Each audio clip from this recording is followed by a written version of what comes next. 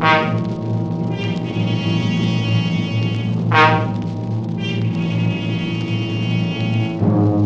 are trapped in the dank darkness of a ruined plantation house, and somewhere in the pitch-black room is a homicidal maniac armed with a knife, groping for you, trying to prevent your escape.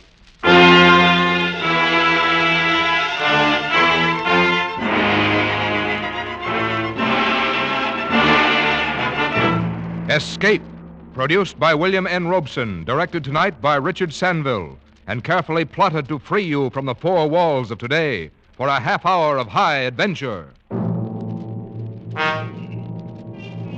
Tonight we escape to a deserted sandpit off the coast of Georgia, where terror stalks under the Spanish moss, as Joseph Hergesheimer tells it in Wild Oranges.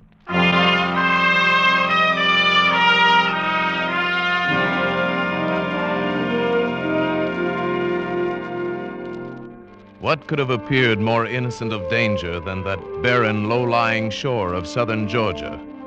What could have seemed less laden with terror than that lovely little cove, so tranquil and well-sheltered, so warmly bathed in late afternoon sun as we dropped the anchor of our ketch and prepared our mooring? And yet there was something. First it was an odor of a grove of wild orange trees in late bloom, growing defiantly amid the tangled undergrowth of the shore.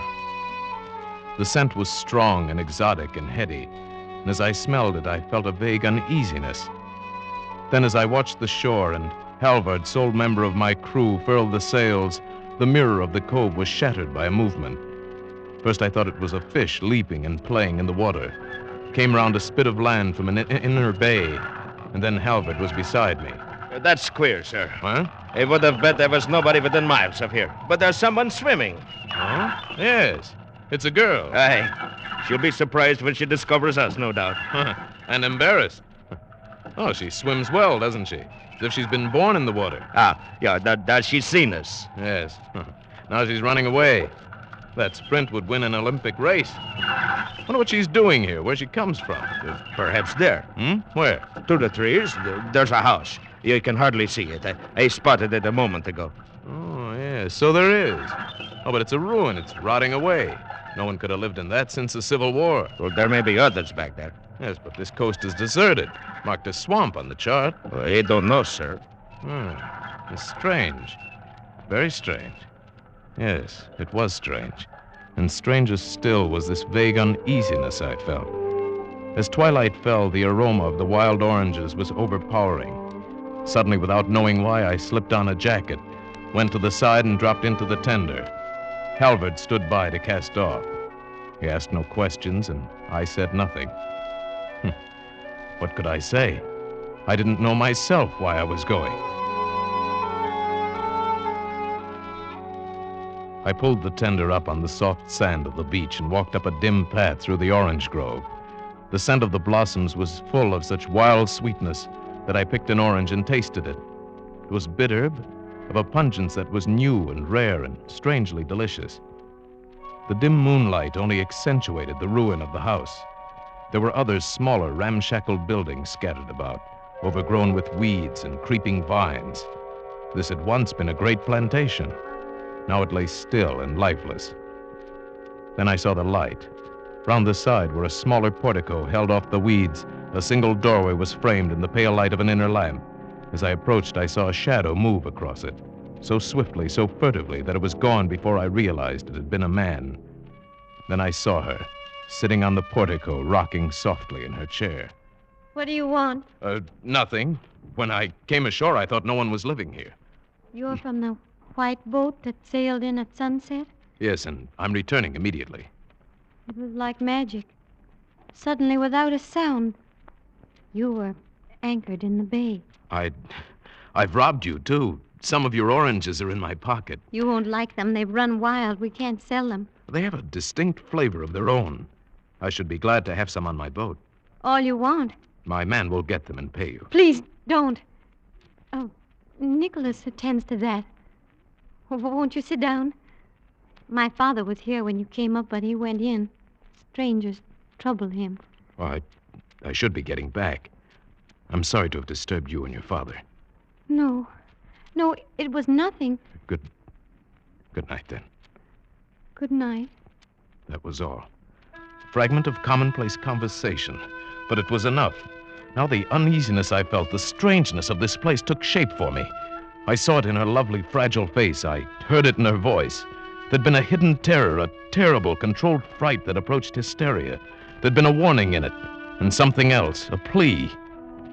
By the time I got back to the boat, I was completely unnerved, and Halvard made matters worse. You find anything, sir? There are people living there. Well, there'll be water then. Maybe we could stay here a couple of days, huh? What do you mean? Well, this is good anchorage, sir. I'd like to unship the propeller, and the topside could do with a coat of varnish. No, we're going on south. Aye, sir. No, wait, Halvard. Of course, you're right. We need a couple of days' work before we head into blue water. We'll do it here.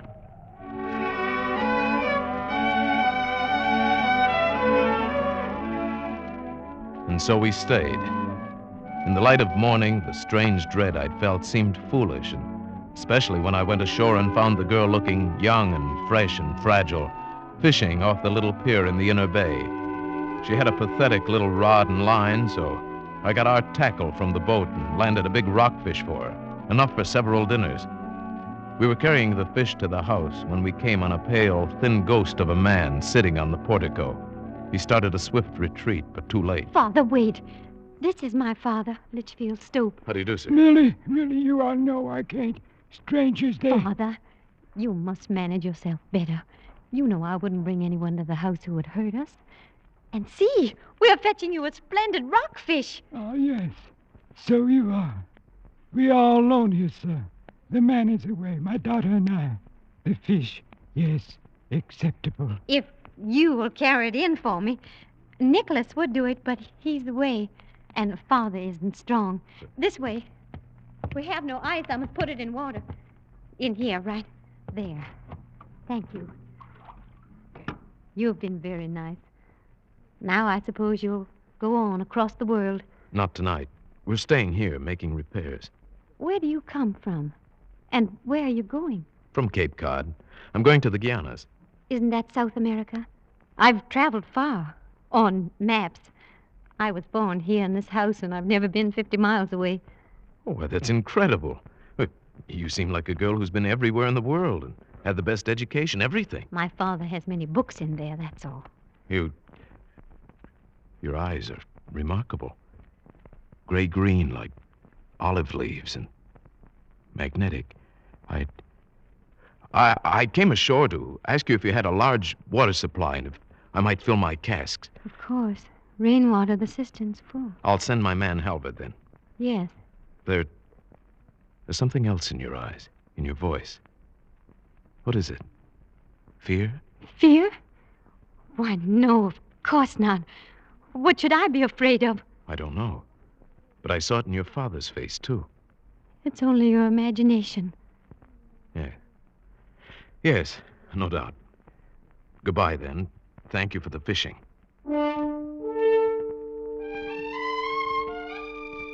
Strange how this girl should upset me so. I tried to resist, but that evening I found myself going back to her. Tying the tender to the little pier, I watched as she came to meet me. I'm glad you came. The fish weighed... Oh, don't tell me. I'd rather not know. I might be tempted to mention it in the future, and I'm sure it would sound like a fish story. But it was imposing. Nicholas weighed it. He's our man. He's back. Let's stay here, by the sea. It's so lovely in the moonlight. All right. Oh, yeah, it is nice here. I lied to you today about fear. I suppose I am afraid. I suppose my father has passed some of his fear on to me. Why is he afraid? Well, that's a long story, going back to the First War. Please tell me. Well, he was a young man then, and he didn't go to war. It wasn't that he was a coward exactly. He just couldn't adjust to it mentally.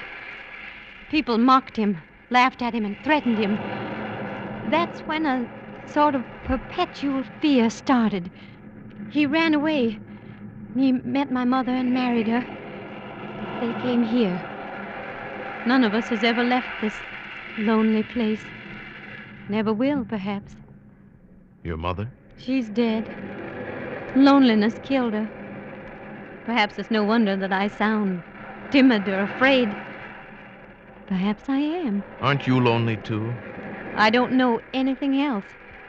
But what about you? Who are you that you go sailing about the world with only your sailor for company? Oh, I'm nobody. My name is John Woolfolk. And you do nothing but sail about the world? Nothing. Why?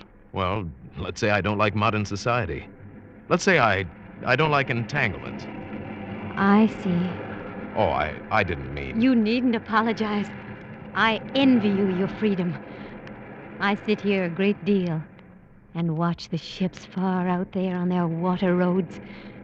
You are enviable. Sailing where you like. Safe and free. Safe and free. There is something more than you've told me. More behind this fear in your voice. No. But perhaps I can help. No, please. What's that? It's Nicholas! Blowing on the conch. I've got to go in. I'll come with you. No, please. No, don't come. You'll be going soon. Tomorrow, perhaps. Then, goodbye. Goodbye.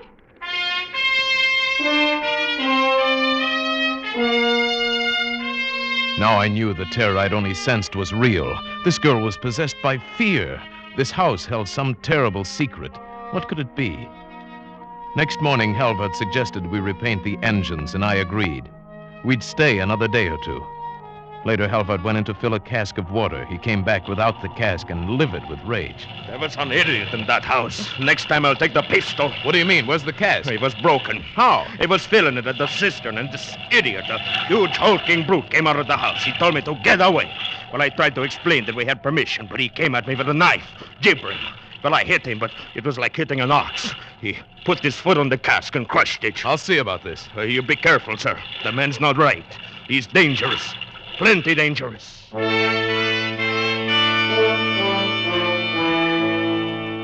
I went ashore and around to the back door of the house. Millie wasn't in sight, and when I knocked, a lumbering giant with pig-like eyes came to the door. What do you want? I take it you're Nicholas, the man who broke my water cask. It was full of our water. I'm not going to argue with you. I came ashore to instruct you to keep your hands off my property and my sailor. Let our water be. I told you I wouldn't discuss the matter. I don't have to justify myself to you. Just remember, keep your hands Don't off. get me started. What do you mean, Listen, started? Here, don't get me started. Mind, I warned you. Don't put get me down started. that knife. Go away now. Don't get me started. Stand Go back. away. Don't get me started. I'm telling you. Nicholas, stop. What is this? What's the matter? Nothing. Nicholas and I have had a little misunderstanding, that's all.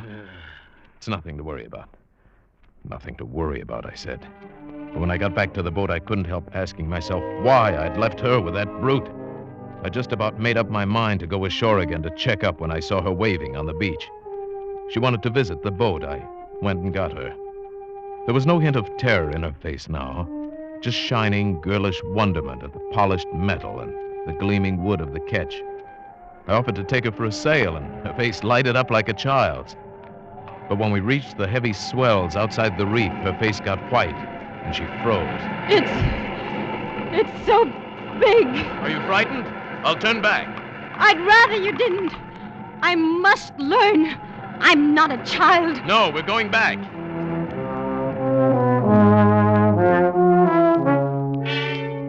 Before we got to the anchorage, her panic was almost out of control.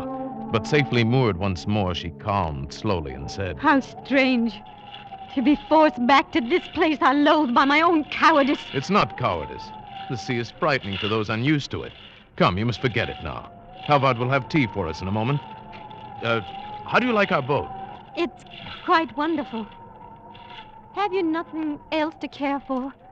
No place or people on land? None. And you're satisfied? Hardly. All the things most men value were taken from me in an instant. Can you talk about it? I haven't for 12 years. Not to anybody, but now, yes, I think I can. You see, we were just married. Only a few days. And we were very, very happy. Then, in one instant, she was dead. It was a silly, stupid accident thrown from a horse, without rhyme or reason. So you left everything, taking your revenge on the world. You could put it that way, I suppose. I simply don't want to take a second chance to become involved and be hurt. But that's living. To be hurt. Do you think you can escape so easily? I don't know. Oh! I must go. Father will be waiting. Why so suddenly? There's... Oh, yes, I see. That's Nicholas on the beach looking out here, isn't it? Yes, dinner will be ready. Why do you have a servant like that? That man's dangerous. You mustn't say that. Please don't. Just take me in, please.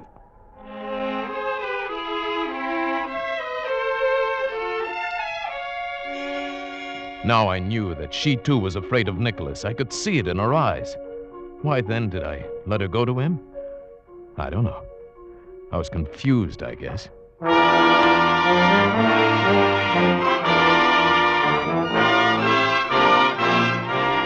That night a storm broke, a raging wind and rain, and to match my tortured mood.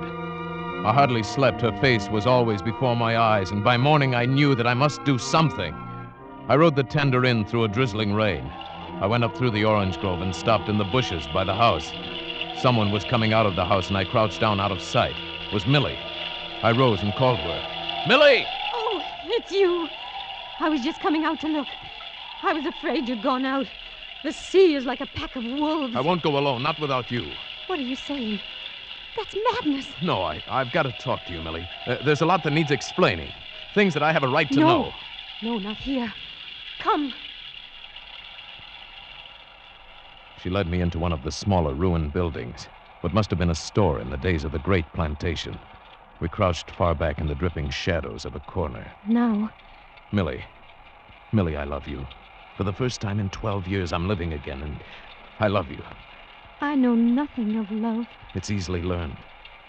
Well, perhaps if things were different, someplace else, I might care very much. Then I'm going to take you away someplace else, make things different, give you the chance. No, it's too late. You came too late. Why, Millie? Why? What is it? What is it you fear? Nicholas. Oh, he's nothing. Nothing to be afraid of. Has he been bothering you? He says he's crazy about me. He says I must marry him. Where is he now? No, you mustn't, John. Something frightful would happen. Not frightful, just unfortunate for Nicholas. You don't understand. He's not human. There's something about him. What about him? He came here in April. We were glad to get him. Servants are impossible to get back here in the wilderness. He would work for the smallest wages. Only a few days ago, I found out why he was glad to be here. I was cleaning his room, and I found this. Let's see. Wanted for murder. Iskon Nicholas, homicidal maniac. He knows I found it. He knows. And he's been furious. Then you came, and he ran and hid in the pines. But he told me if I spoke about it, then it would happen to me. And if I left with you, it would happen to Father. You see, he thinks I'm in love with you. He told me to send you away. He said you must leave today. Millie, I should have realized. He says I must not be away for longer than an hour. I must go. Look, Millie, it'll take us a couple of hours to get the boat ready. I'll come for you tonight at 8. Now, tell him you saw me and I promised to go. And act quietly. Say you've been upset. You'll give him his answer tomorrow. Then at 8, bring your father and walk out to the wharf. That's all. But do it without hesitation or preparation. Oh, don't let him hurt us. Oh, please don't. Not now. He's finished, Millie. But do as I say. It won't be long, hardly 3 hours. And then, freedom.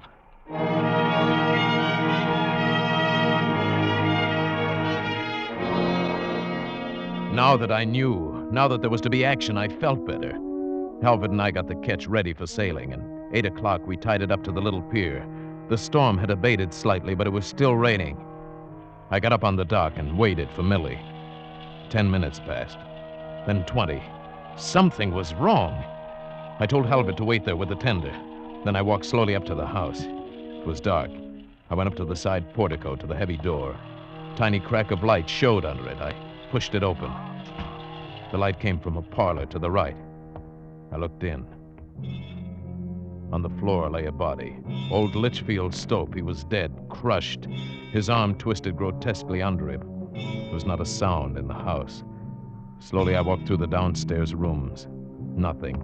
And back in the hall, I heard a slight creak. Upstairs, someone had moved. Was it Millie, alive? Or Nicholas, lying in wait? I groped slowly up the stairs. I dared not use my flashlight. It would have made me a target for his knife. The upstairs hall was pitch black, and still there was no sound. I inched my way along the wall, slowly. Then I stumbled on a loose board. The pistol flew out of my hand, but the stumble saved my life. At the same instant, I felt Nicholas lunge. Heard the knife sing past my ear and thud into the wall. Felt his great bulk smashing on my shoulders. My gun was somewhere on the dark floor. His knife was embedded in the wall. Now we were grappling hand to hand, rolling on the floor, kicking, tearing, gouging, crushing. My strength and wit against the massive bulk of a maniacal killer. How many minutes did that unequal struggle last? I don't know. It seemed an hour. Several times, as if by common consent, we rested for minutes at a time, locked in tight embrace. Once we rolled apart and lay panting, the breath aching in my throat. Then I heard him groping along the wall, searching for the knife or the gun. I threw myself on him again, but he was too big, too furious. I felt my strength ebbing away.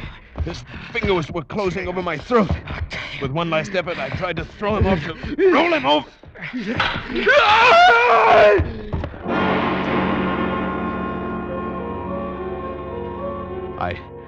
I staggered dazedly to my feet and looked up. He'd fallen through the banister down the stairwell. Nicholas had landed on the bottom. He lay there on the stairs, sprawled, his head at a grotesque angle. But he was not dead, only stunned. I leaned against the wall, looked at him stupidly. There was something I was trying to remember. What was it? Then she came down the steps, and I remembered. Millie. I had to walk right past him. There was no other way. Right past his head and my skirt. I think we better go away. It's quite impossible here with him in the hall where you have to pass so close. Millie, yes, we'll leave at once. I must tell you about my father.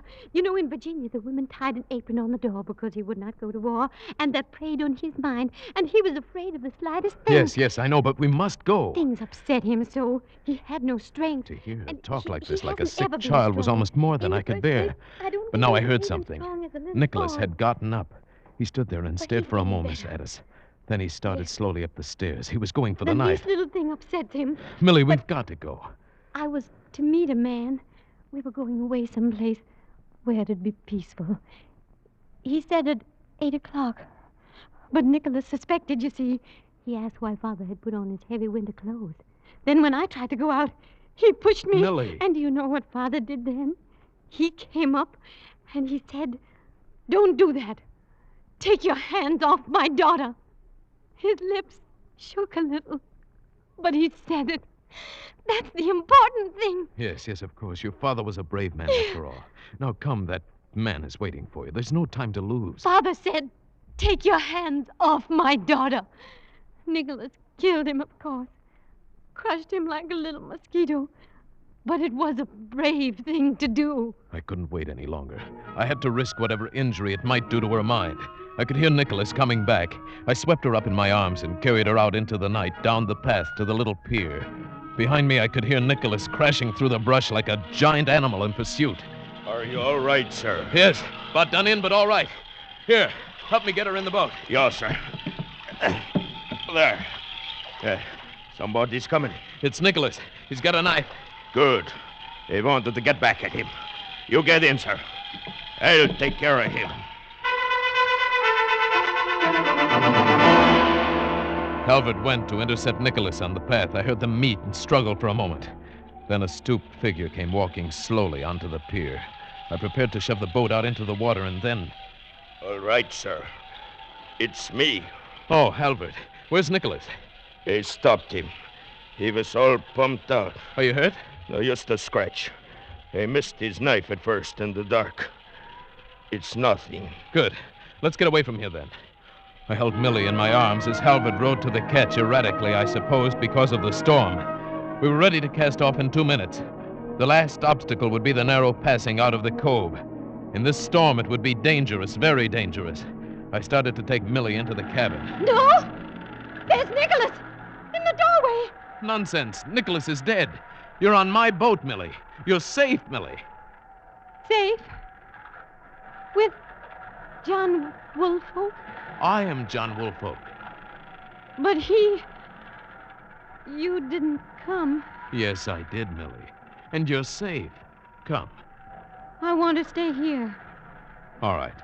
You sit here beside Halvard. I'm going up front to take soundings. In this van, you won't be able to hear me if I call. No, but you can hear me.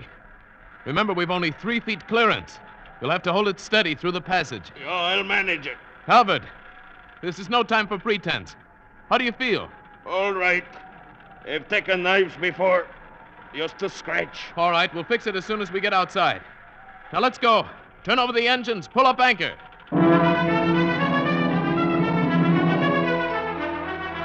The boat headed into the tearing wind of the storm, sped swiftly toward the narrow inlet. A foot too far on either side, and we would hit. In this sea, that would mean death for us all. I stood far up on the bow, taking soundings, feeling out the passage. Fore! The howling wind carried my call back to Halvard. The boat veered. I realized he must have lost a lot of blood. Halvard! Halvard, steady her! Slowly, haltingly, it came around. 3.5! Steady now! But it was anything but steady. The boat waved and swung as if an amateur hand were on the wheel. In a moment, we might hit. 3.25! We were in the passage. Hold steady, Halvard! Steady! For just another moment. Just one moment. 3.5! We're through! Good boy, Halvard!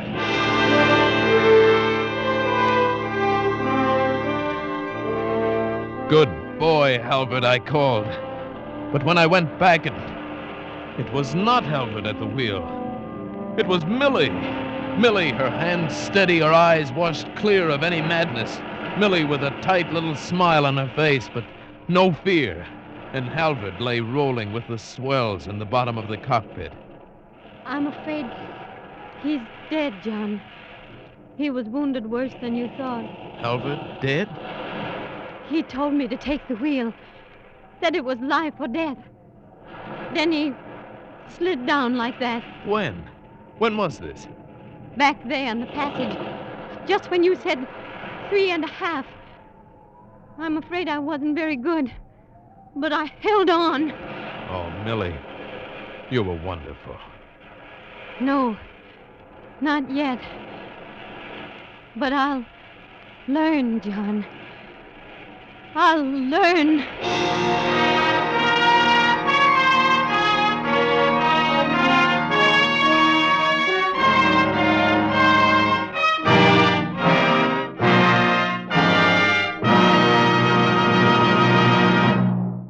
Escape is produced by William N. Robeson and was directed tonight by Richard Sanville. You have just heard Wild Oranges by Joseph Hergesheimer, adapted for radio by John Dunkel, with Paul Frees as John Woolfolk, Jeanette Nolan as Millie Stopes, Bill Conrad as Halvard, Jack Crucian as Nicholas, and Sherry Hall as Litchfield Stopes. The special musical score was conceived and conducted by Cy Fuhrer. Next week... You've planned it very well.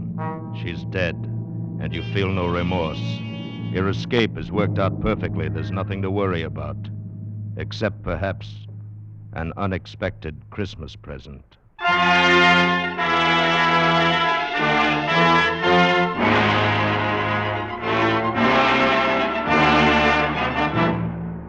Next week, we escape with John Collier's grim story, Back for Christmas. Good night, then, until this same time next week, when once again we offer you Escape. This is CBS, the Columbia Broadcasting System.